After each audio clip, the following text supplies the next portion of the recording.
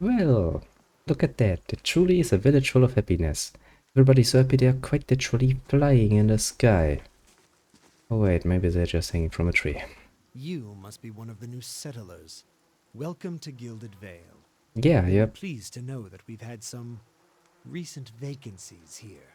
He glances at the gnarled, leafless monstrosity of a tree next to him. If we're talking about the people hanging in the tree, yeah. Vacancies, you say.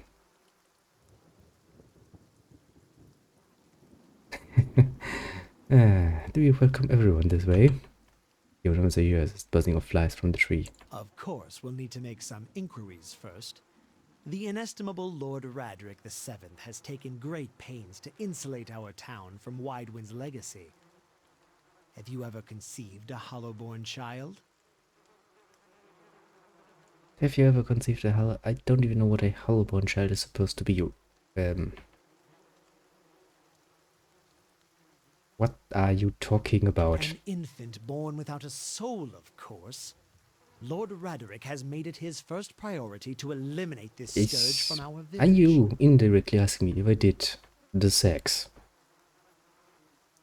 for the purpose of procreation? That's a pretty impersonal question, my friend. Not something you answered first meeting. I mean, you know, dining and whining first, please? I should warn you, stranger. Here in Gilded Vale, we have a special place for dissidents, charlatans, and those who would hide a curse in our midst. That would probably mean you, my friend, because you seem to be quite a dissident considering the fact how you open your conversation. His lordship's wife is with child and due any day now. Without his approval, I shan't be able to find you a permanent settlement. It will have to wait until after the birth. We can continue our interview then, after the bell tolls from Radric's hold to signal my lord's new heir.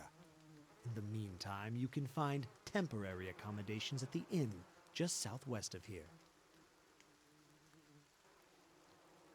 Setze about Hollowborn and Waitman's legacy before. He blinks. I forget that you foreigners do not have this curse in your homelands. The Hollowborn have been a scourge upon the Dry Watch for almost 15 years now. It sounds actually damn deadly for a small village. He knows his voice to whisper. Children born without souls. Souls. Beep. He shakes his head. Pitiful, dumb thing, that brief, barely, do not really live. Some say the Hollowborn are a disease. Some say they are punishment from the gods. He raises his empty hands. Truth no one knows. But they began spreading after the Saints' War, and so the name Voidwind's legacy stuck in none of that foul blasphemous pretender. So it shakes with vitriol. I see. But Reddick's decrees may seem strict at times, but he has our best interest at heart. He nods. If you have any other question, don't hesitate to ask. It's important that everyone on Gilded Vale understands our rules.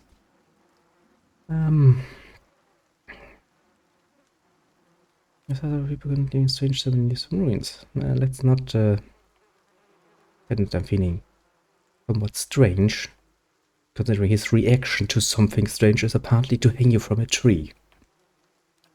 You will have to carefully. You will want to mind where you mention it. Trespassing on Engulfin ruins is legal, not to mention dangerous. You probably saw someone attempting something unusual to appease the gods. If we try anything this years. Better have mercy. We certainly have. Well,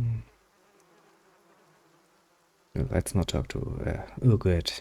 Let's keep some secrets ourselves. Well, maybe so, maybe so. Like I said, it's best to stay away from those sorts of places. Well, great game. You don't even give me an option to keep that to myself. I've been feeling strange ever since the close call with a Biovac. Is there someone in town who could help? Whatever your problem, it sounds like a matter for an animancer. An animancer, you say? The only animancer in What is a Gilded fucking Vale isn't animancer? in any condition to speak. Consider yourself fortunate. After she failed Lord Radric, we saw to it that she wouldn't profit from the misplaced trust of others. A bad cure is often worse than none at all. A bad cure still means that somebody tried to cure you. Sure, it might have been a Scarletin, but maybe not. It just wasn't something she could cure. Who knows? The point is you murdered her. Great. But if you're set on finding a bottle of troll piss or a dead Audra pebble to rub on your forehead, you're welcome to check her pockets. A little corpse stink is nothing when you're digging for shit. My advice, however, is to be satisfied that you escaped and leave it at that. Has anybody ever told you, my friend? Forget. Forget? I don't care. But you have a very, very, welcoming presence. I've decided you be the one to grant, to welcome people to this place. Had an interesting sense of humor, at least. Keep out of...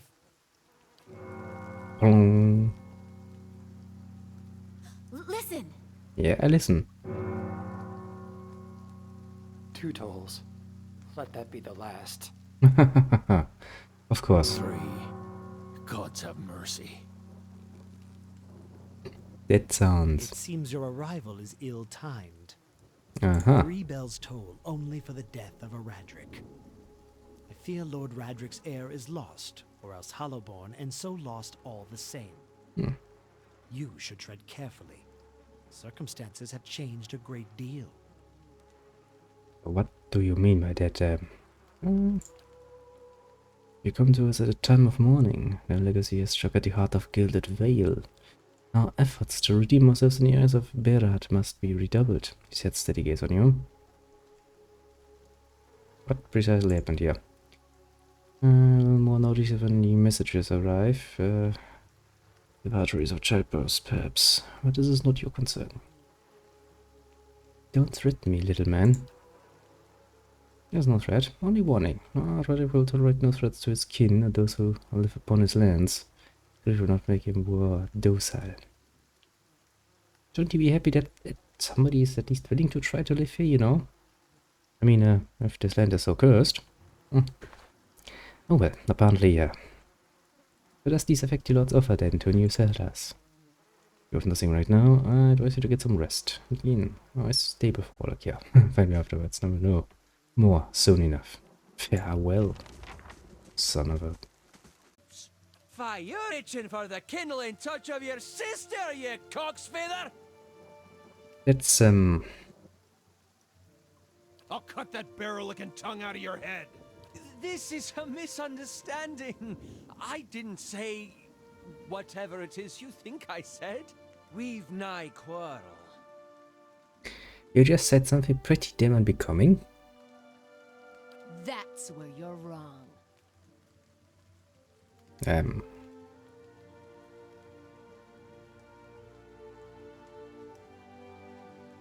don't think attacking is such a good idea. He's clearly pretty damn crazy.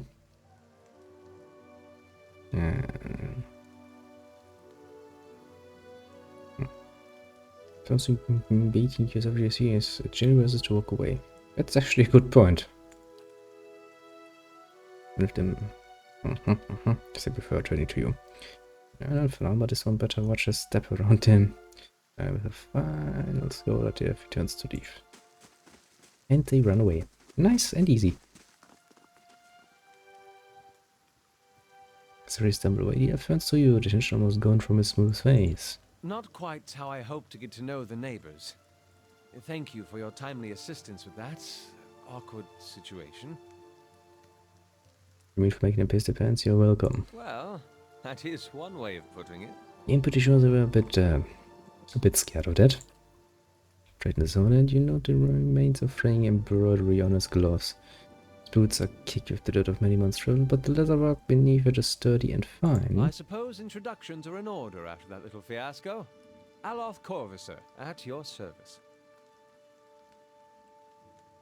Well, tell me about yourself then. I'm a wizard by training, and an adventurer by necessity.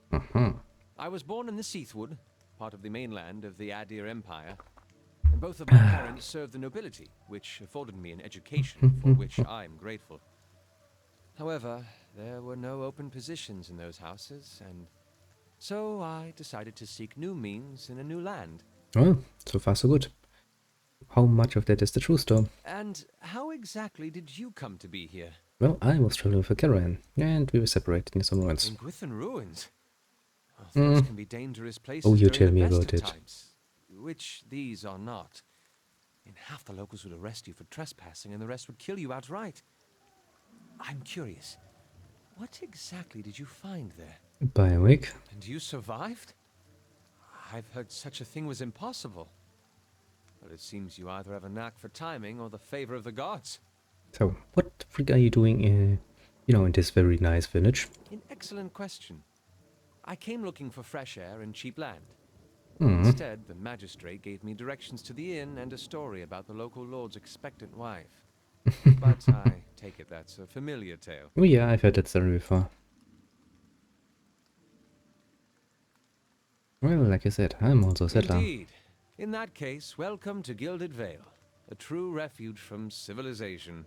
So, how did you manage to cross those 3 drunks? I'm afraid that was a matter of misunderstandings and mistranslations. It doesn't help that people in these parts remember their war with Adir like it was yesterday. Well, damn. Now you did tell that one man to quite literally go fuck his sister, so... I did. This wrote in the recipes as I tried to tell them they misheard me. All too easily after a few pints, the accent doesn't help. I hear the same thing. Everything else. His expression brightens with mischief, but before he can speak, he forces a tight smile.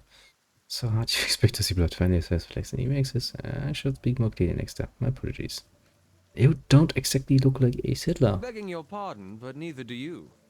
Yet, circumstances can find a person in the strangest of places. You make a good point, actually. Well, I should be going. How should I, given recent events? It's just as well. I've had enough of the watered wine and lumpy beds at the inn. They say even the owner tired of the place. Just up and left one day. It explains quite a lot about the upkeep. Perhaps I could join you. I could use a change of scenery, and I find it's better to travel in numbers. Well, so do I. Let us go then. Excellent. I shall follow you.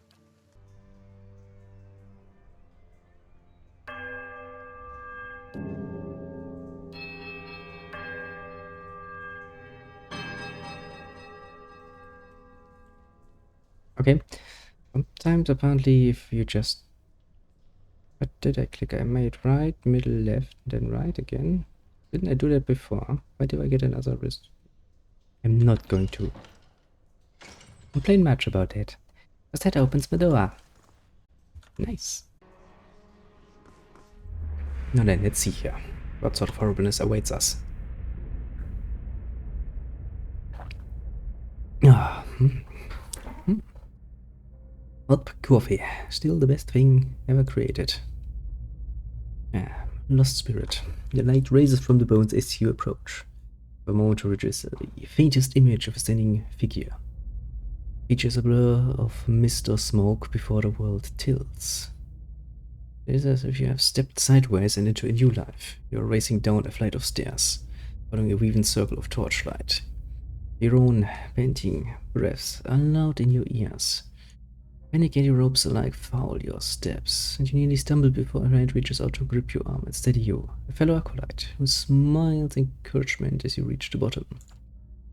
You run round past the shallow reflection pool that marks the lowest point of the temple, following the dark shapes of the older priest as they lead the way towards the narrow hall that leads to the vault.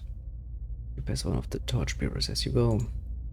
The harsh illumination of the flames reveals a familiar face. For a moment your awareness spans time and identity, and you think Verton has joined you here at the bottom of the temple.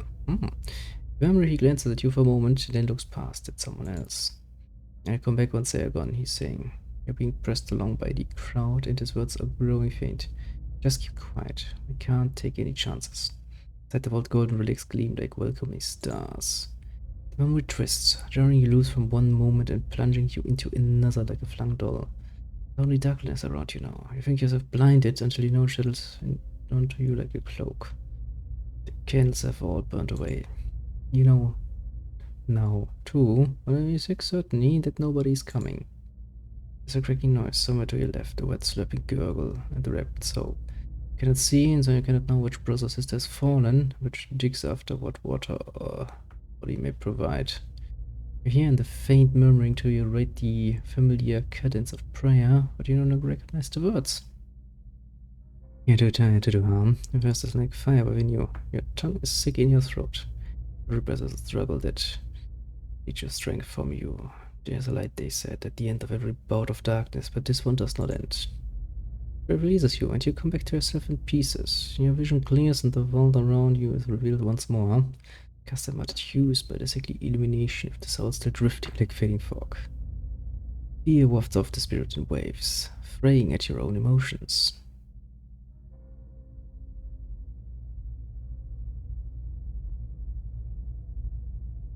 What's to be afraid of? You're already dead. It seems to restore to itself. Your senses less of its fear and confusion as it recedes, but the soul lingers still. Sees the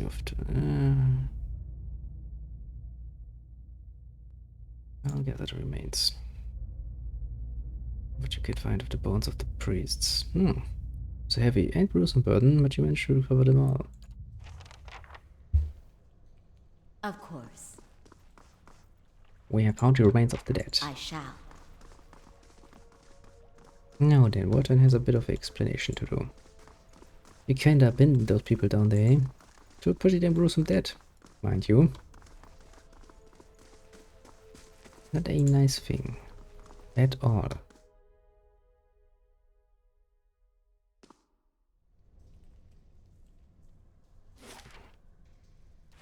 Apparently there was a second hall here. Interesting. The box of hands you hear rattling clunk from the wall nearby. Door slits open. Noise. There's a gap above the altar, lined with broken glass, where a mirror may once have been set into the wall. The candles are still burning. Not bad for a dead god. So what's this all for? Redemption. They got this whole right for when you come of age. They take you by the hand and you descend through the temple with your eyes covered, and that's supposed to be like a wicked life. They don't tell you where you're going. I was sweating like crazy when I did mine. They take you to that reflecting pool back there, and you're allowed to look at it so you can face your sins. Then, you come out into this room and they uncover your eyes again, and everyone's there to greet you. All your friends and family. No. It's like you've been redeemed. You light the candles are still burning. Not bad. We're not paying. Smoke rises and thin from candle. Nothing else happens. They made him strong enough to survive time, but not thoughtlessness, looks. Oh, I guess he didn't like that. Oh, come on. How can I not try nice this? To see those candles still burning. I figured they'd have gone out by now. I think they are actually built in a way, you know, to last. Otherwise the magic would be lost. In a way. Now then, Mr. Rutan, we have a bit of talking to do, don't we? You have lied to me. And I hate it when people lie to me. Hail, traveler.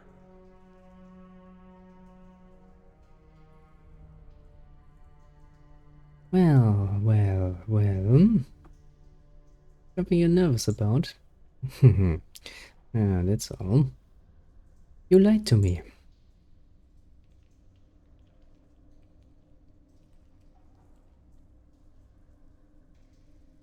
I will crack your head in two if you lie to me again. And I do mean this. I hate nothing more than being lied to.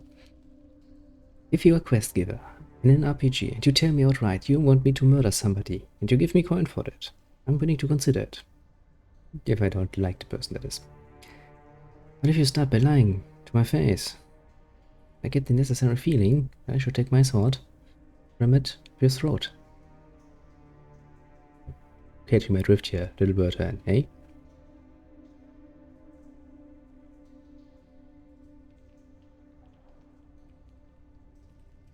Not sorry enough.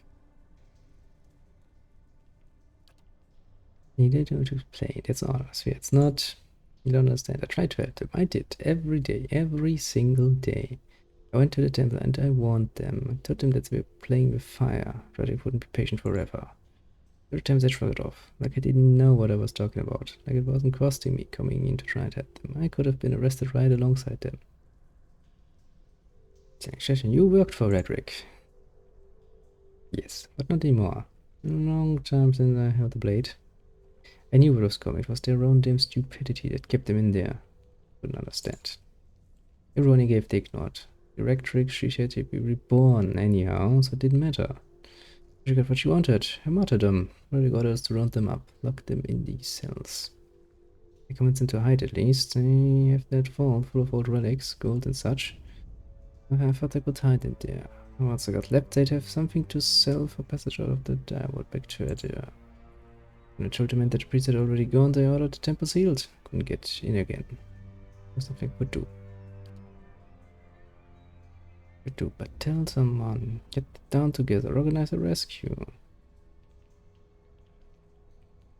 The last decent folks and left in the soil.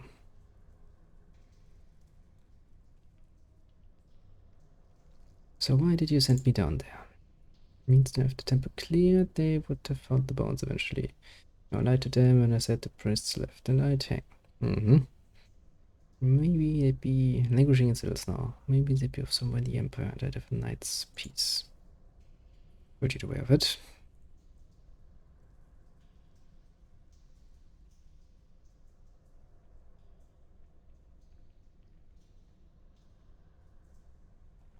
Well, let me say it like this. If I have the option to murder you for that, I will.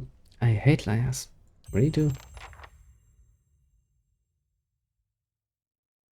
Might not seem like the nicest option.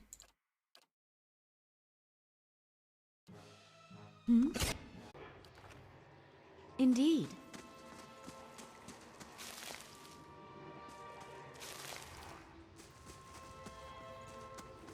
I'm here. Is this going to be trapped? Apparently not. Well then, here's a soul. Oh, isn't that the guy who died? The figure drifts suspended in the musty of the cavern. Its form features blur and twisting, cascading ripples of incandescence. Feel its energy heading about your limbs. Reach out. You want to contact you feel if you have been struck by blow. Present waiting darkness. Light blooms back and the weight of a bow in your hand. You know suddenly that you have come a long way from the Vale hunting deer. You're standing before a cavern, and the darkness extends far to the depths. Even so, your friend strides out before you, red cloak flapping at his heels. You follow, heart hammering in your chest as he leads you deeper into the cavern. Throw like thunder echoing around. Fear seizes you, cast you stumbling back towards the exit, towards light and escape. See a glint of steel, and there's a sudden terrible flash of agony behind your knee. You scream, stumble, and fall. Your thoughts are chaos, lance through with pain. But a moment of terrible clarity, you see your friend look back from the mouth of the cavern, his dagger daubed in crimson to match his cloak. And there's a great dark shape above you. Then there's more pain. You run back into yourself with seemingly resentful force at your feet.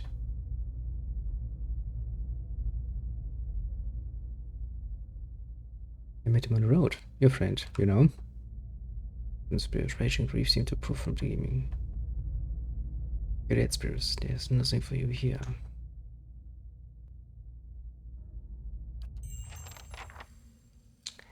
We have just now learned a very, very important thing, didn't we? Let me do it wrong. I'm not going to be like, you spirit, I'm going to take revenge for you. I'm not in that business. And you know, maybe he had a good reason for it and all of that, but I'm still going to confront him about it. That's not a thing you just do. You don't sacrifice people to the bear gods. Not in the literal sense of sacrificing them to a bear, at least. That's not a very nice thing. Yeah, I thought I could just, you know, go out there, take care of a bear, and be back for dinner. But no. Turns out, it's not how this story is going to go.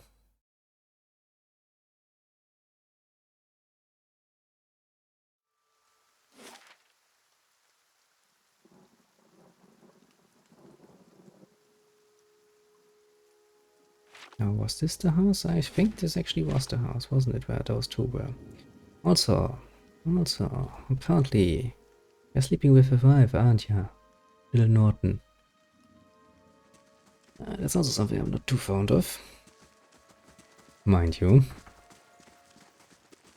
Maybe we'll actually have to do some more, you know, bloody work. It's hard being a paladin, you know. Doing the right thing is hard work. Welcome. So, I know what really happened in that beer cave. Norton. You did not.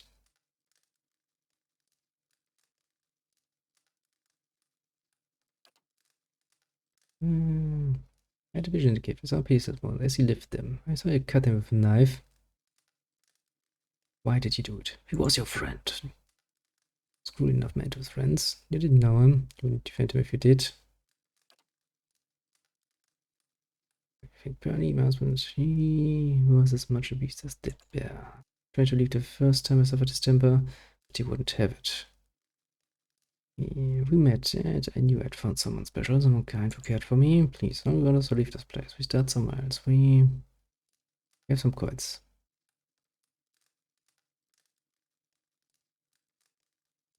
Here comes the most problematic situation, because now I'm between a rock and a hard place for myself. Money is very important. I do like to be a bit of a mercenary soul. But he also lied to me. And I hate liars.